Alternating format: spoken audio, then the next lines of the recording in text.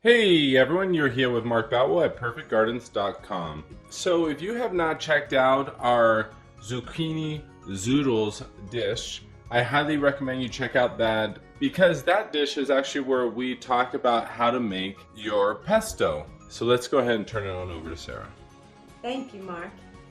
So what we have here is a 16-inch pizza dough. I just called the local pizza shop. It was $4 for a 16-inch dough. They said let it sit for 15 minutes before you use it, before I flour my surface, and then I'm gonna roll out the dough on some cornmeal. I'll sprinkle some cornmeal out so it doesn't stick.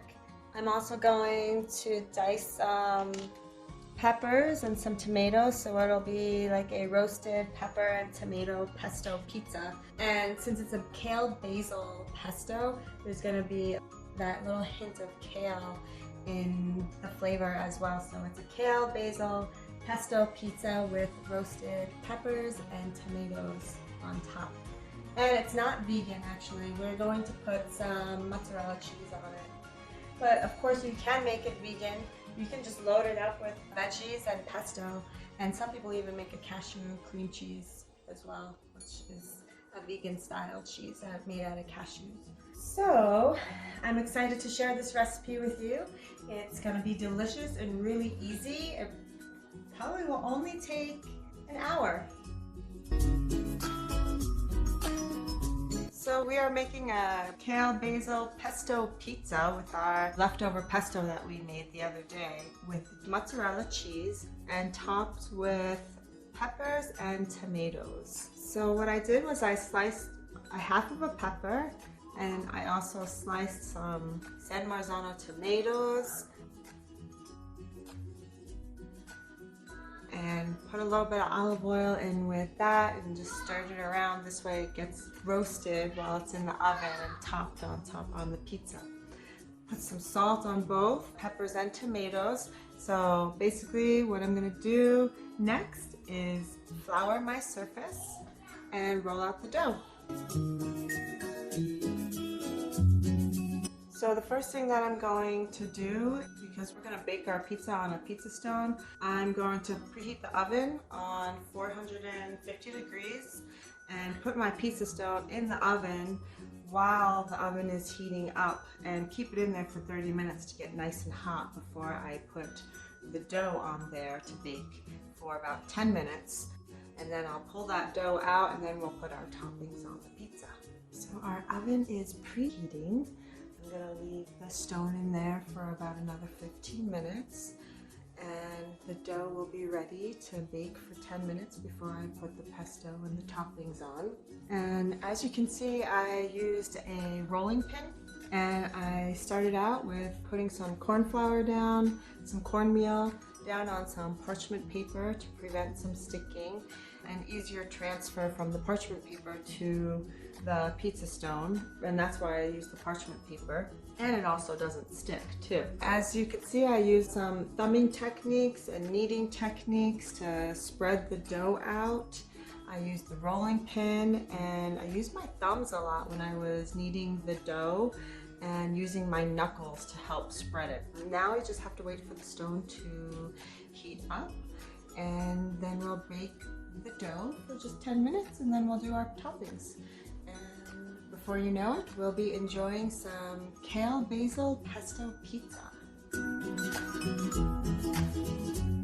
After I preheated the oven to 450 degrees and heated the pizza stone up for 30 minutes, I transferred the pizza dough and on the parchment paper right onto the pizza stone that's all preheated straight into the oven, parchment paper and all, and I will let that bake for 10 minutes before we do our toppings.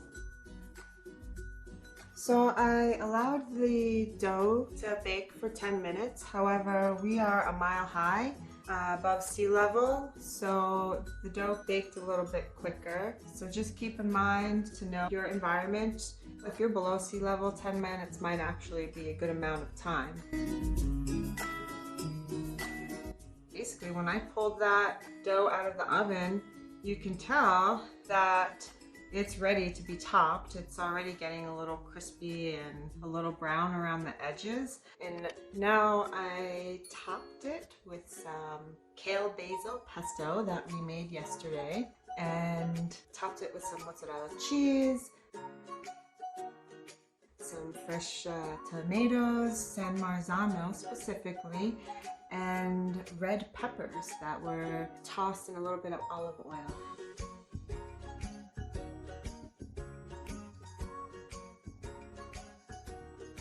Now I'm going to place this in the oven for about 20 minutes. I also reduced the oven from 450 degrees to 425 degrees Fahrenheit, so the top of the pizza will melt and the crust won't get too overburned or too crispy.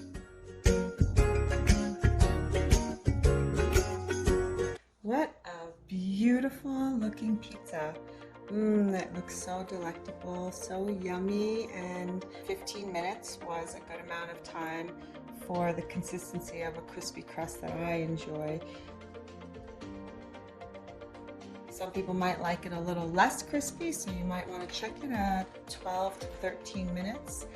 And we have a kale basil pesto pizza here.